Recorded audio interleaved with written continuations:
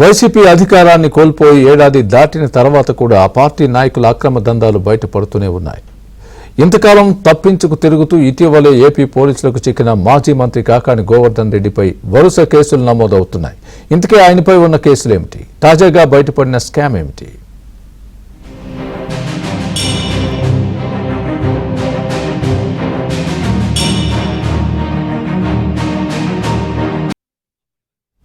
జగన్ ప్రభుత్వ హయాంలో మాజీ మంత్రి కాకాని గోవర్ధన్ రెడ్డి చేసిన అక్రమాలు పాపాలు అన్నీ నిక్కావు. కృష్ణపట్నం పోర్టు వద్ద అనధికారిక టోల్ గేట్ ఏర్పాటు చేసి ఒక్కో కంటైనర్ క్యారియర్ వాహనం నుంచి 20,000 వరకు వసూలు చేశారు. దానిపై ముత్తుకూరు పోలీస్ స్టేషన్లో కేసు కూడా నమోదైంది. కాకానిని A1గా మరో 10 మంది నిందితులుగా ఉన్నారు. ఇప్పటికే 44 కోట్ల లావాదేవీలను పోలీసులు గుర్తించారు. ఆ వివరాలు ABN స్పాట్లైట్లో చూద్దాం.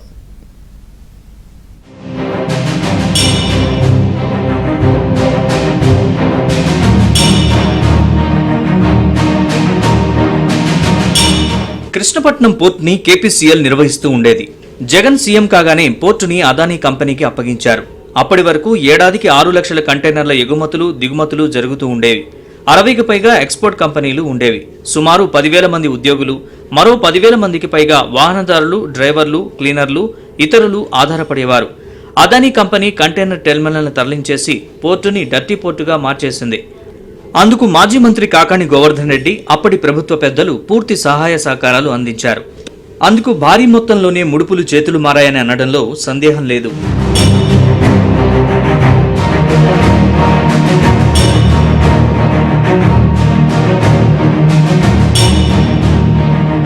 రెండు 2019లో జగన్ ప్రభుత్వం అధికారంలోకి రాగానే మాజీ మంత్రి కాకాని కళ్లు పోర్టుపై పడ్డాయి.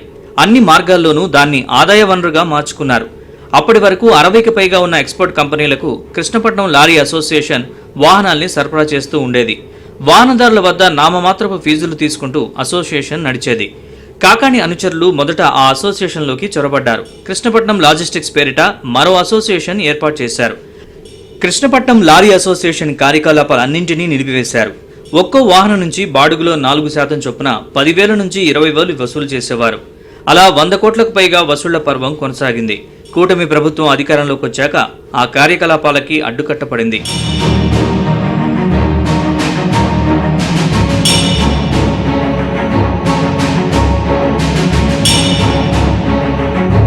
ఫరీద్ అనే వాహనదారుడు ఈ మొత్తం అక్రమాలపై ముత్తుకూరు పోలీసులకు ఫిర్యాదు చేశారు. పోలీసులు కాకానిని A1గా పెట్టి మరో 10 మంది ఆయన అనుచరులపై కేసు నమోదు చేశారు. 2 నిందితుల్ని అదుపులోకి తీసుకున్నారు. ప్రాథమిక విచారణలోనే 44 కోట్ల అక్రమ లావాదేవీలకు సంబంధించిన కీలక ఆధారాలు లభ్యమైనట్లు తెలుస్తోంది. పూర్తిస్థాయి విచారణలో మరిన్ని అక్రమ లావాదేవీలు బయటపడే అవకాశం ఉంది.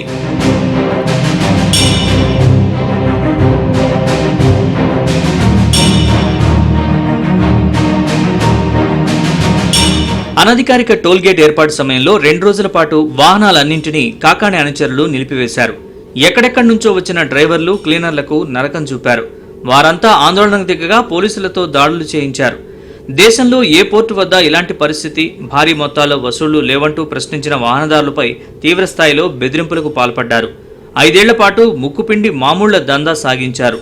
కంటైనర్లు లోడుతో కృష్ణపట్నం పోర్టుకి రావాలంటేనే లారీల వాళ్లు భయపడేలా చేశారు. కంటైనర్ పోర్టు టెర్మినల్ పూర్తిగా మూసివేయబడింది. ఎందుకంటే మహానుభావులు వైసీపీ నాయకులు కాకాని గోవర్ధన్ రెడ్డి గారి పుణ్యం ఈరోజు 10,000 మంది జీవితాలు రోడ్డున పడ్డాయంటే మహానుభావుడు కాకాని గోవర్ధన్ రెడ్డి గారి పుణ్యం. ఎందుకంటే కంటైనర్ టెర్మినల్ సజావుగా జరుగుతూ పోర్టు ఆదాయానికి గండి కొట్టడం జరిగింది. ఈ 10,000 మంది వాళ్ళ కడుపు కొట్టడం జరిగింది.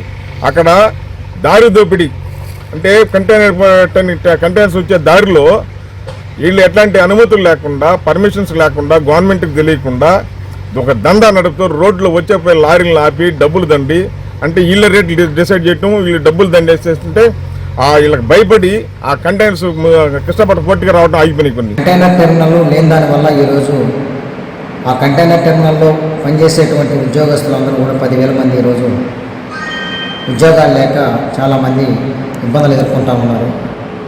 గతంలో ఉన్నటువంటి అధికార పార్టీ కానీ అప్పట్లో ఉన్న తెలుగుదేశం పార్టీ ప్రతిపక్షంలో ఉన్నప్పుడు పెద్ద ఎత్తున కంటైనర్ టెర్మినల్ రావాలని చెప్పి ఆందోళన చేస్తున్నారు. ఈరోజు కూటమి ప్రభుత్వం అధికారంలోకి వచ్చింది. కానీ సంవత్సరం రోజులు అవుతున్నప్పటికీ ఈరోజు కంటైనర్ టెర్మినల్ ప్రస్తావన ఇప్పటికి కూడా సంవత్సరం రోజులు కావస్తూ ఉంది. వెంటనే కంటైనర్ టెర్మినల్ని పునర్నిర్మించితే కోల్పోయినటువంటి 10,000 మందికి ఉద్యోగాలు, వాళ్ళందరూ కూడా జీవితాలు బాగుపడతాయి, వాళ్ళకు ఉద్యోగాలు కూడా వస్తాయి. ముత్తుకూరు మండలంలో కూడా ఈరోజు ఈ కంటైనర్ టెర్మినల్ లేని దానివల్ల ఈరోజు ఉన్నటువంటి బాడుగిల్లులు కూడా మొత్తం కూడా ఖాళీ అయిపోయినాయి. అనధికారిక టోల్ వ్యవహారం మొత్తం నిదానంగా బయటపడుతోంది. కాకాణి ఇప్పటికే క్వాడ్ అక్రమ తవ్వకాలు, భారీగా పేలుడు పదార్థాల వినియోగం, అట్రాసిటీ, ఫోటోల మార్ఫింగ్ కేసుల్లో రిమాండ్లో ఉన్నారు. ఈ కేసులోనూ కాకాణి అరెస్టు కాక తప్పదు.